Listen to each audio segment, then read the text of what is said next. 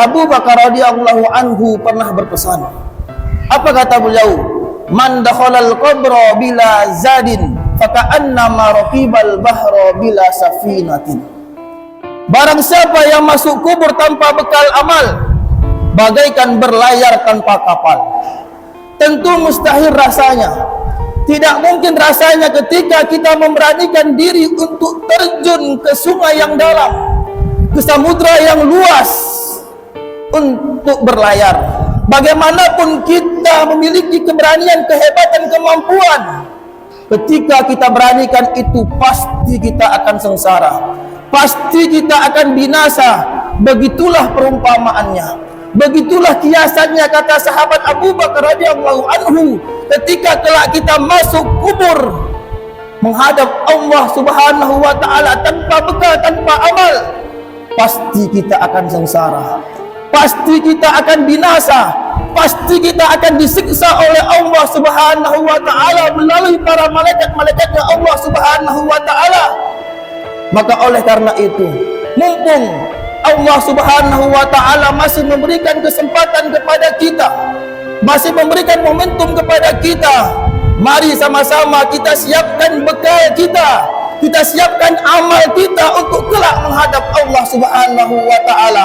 Kata Allah Subhanahu wa taala, wa tazawwadu, kata Allah, berbekallah, fa inna khairaz zadit taqwa, dan sebaik-baik bekal itu, kata Allah, adalah ketakwaan. Setiap Jumat kita selalu diingatkan oleh khotib kita, oleh ustaz kita, tengku kita, tentang wasiat takwa, tentang perintah takwa. Tapi perlu kita ketahui bahwasanya wasiat takwa, perintah takwa bukanlah wasiatnya para khotib, bukanlah perintahnya para dai, para tengku. Tapi wasiat takwa, perintah takwa adalah wasiatullah, perintahnya Allah Subhanahu wa taala. Bahkan Allah memerintahkan kepada para nabi. Apa kata Allah? Ya ayuhan nabi, wahai sekalian nabi, ittaqillah, bertakwalah kepada Allah, takutlah kepada Allah.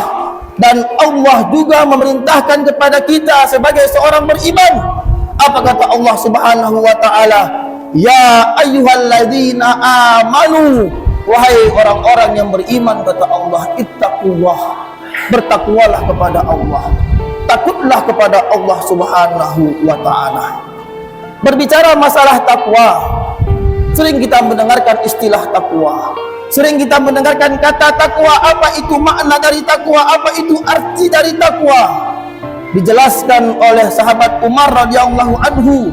Apa kata beliau? Takwa adalah yang mana ketika kita melewati sebuah jalan, dan di jalan itu seakan-akan seolah-olah ada duri. Artinya apa? Kita hidup di dunia ini harus lebih berhati-hati. Kita hidup di dunia ini harus lebih waspada, karena ada syariat, ada aturan, ada undang-undang yang harus kita taati, yang harus kita patuhi. Jangankan kita melanggar syariat Allah, jangankan kita melanggar aturan Allah, jangankan kita melanggar undang-undang Allah.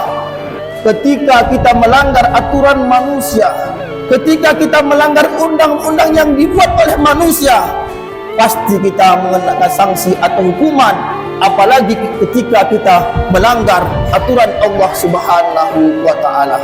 Hadirin sidang jamaah Jumat yang semoga kita sama-sama dimuliakan oleh Allah Subhanahu wa taala.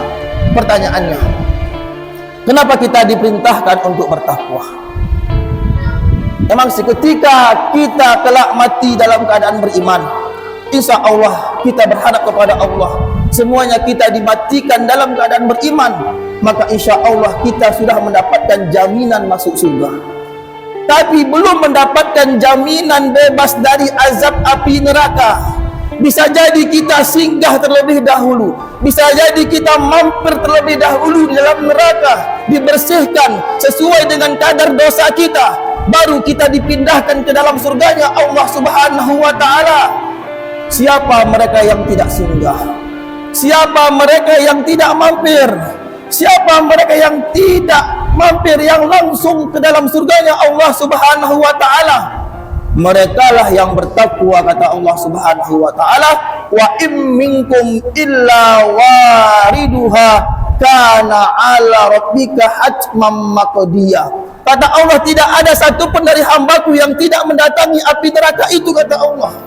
Tidak ada satupun dari hambaku yang tidak melewati api neraka itu, kata Allah. Karena itu sudah ketentuan kami, kata Allah Subhanahu wa taala. Kemudian Allah lanjutkan ayatnya, summa nunajjil ladzina taqaw wa nadharu zalimina fiha jisiya. Kemudian kami selamatkan, kami bebaskan orang-orang yang bertakwa di antara mereka, dan kami biarkan orang-orang zalim tersebut dalam keadaan berlutut. Hadirin sidang jamaah Jumat yang semoga kita sama-sama dimuliakan oleh Allah Subhanahu wa taala. Allah Subhanahu wa taala berfirman dalam surat Ali Imran. Apa kata Allah Subhanahu wa taala? Wasari'u ila maghfiratin min rabbikum. Bersegeralah kalian untuk meminta ampun kepada Rabb kalian, kata Allah. Di sini Allah menyapa kita. Di sini Allah menawarkan kepada kita sebagai hambanya, segera cepat-cepat minta ampun, kata Allah. Karena Allah tahu betul, karena Allah paham betul bahwasanya kita sebagai hambanya tempatnya salah dan dosa, tempatnya lupa. Al-insan melukhata wa nisyan, manusia tempatnya salah dan lupa. Justru itu Allah ajak kita, Allah tawarkan kita, segera, kata Allah, cepat-cepat kita untuk meminta ampun. Karena semua kita ini pasti pernah melakukan dosa, kita pasti pernah melakukan kekhilafan, kesalahan. Ketika kita berani mengatakan bahwasanya diri kita tidak pernah berdosa, itulah dosa kita yang pertama. Ketika kita berani mengatakan diri kita tidak pernah bersalah, itulah kesalahan kita yang pertama. Dosa, salah, berani mengatakan diri tidak berdosa. Dosa, salah, berani mengatakan diri tidak pernah bersalah. Oleh karena itu di sini Allah ajak kita segera, kata Allah. Dan ketika Allah sudah ampunkan dosa-dosa kita, maka Allah akan berikan kepada kita hadiah yang begitu luar biasa. Apa hadiah yang Allah berikan kepada kita? Wa jannatin 'arduhas samawati wal ard. Dan raihlah surga itu, kata Allah. Masuklah ke dalam surgaku, kata Allah, yang mana surga itu luasnya seperti langit dan bumi.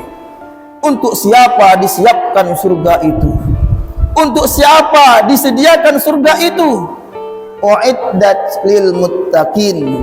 Surga itu disediakan, surga itu disiapkan, kata Allah, kepada orang-orang yang bertakwa. Siapa mereka yang bertakwa? Dijelaskan oleh para ulama kita, al-imtithalul awamir wa ijtinabun nawahi. Orang-orang yang bertakwa adalah orang-orang yang menjalankan segala perintah-perintah Allah Subhanahu wa taala dan meninggalkan segala larangan-larangan Allah Subhanahu wa taala. Fa'tabiru ya ulil absari la'allakum turhamun.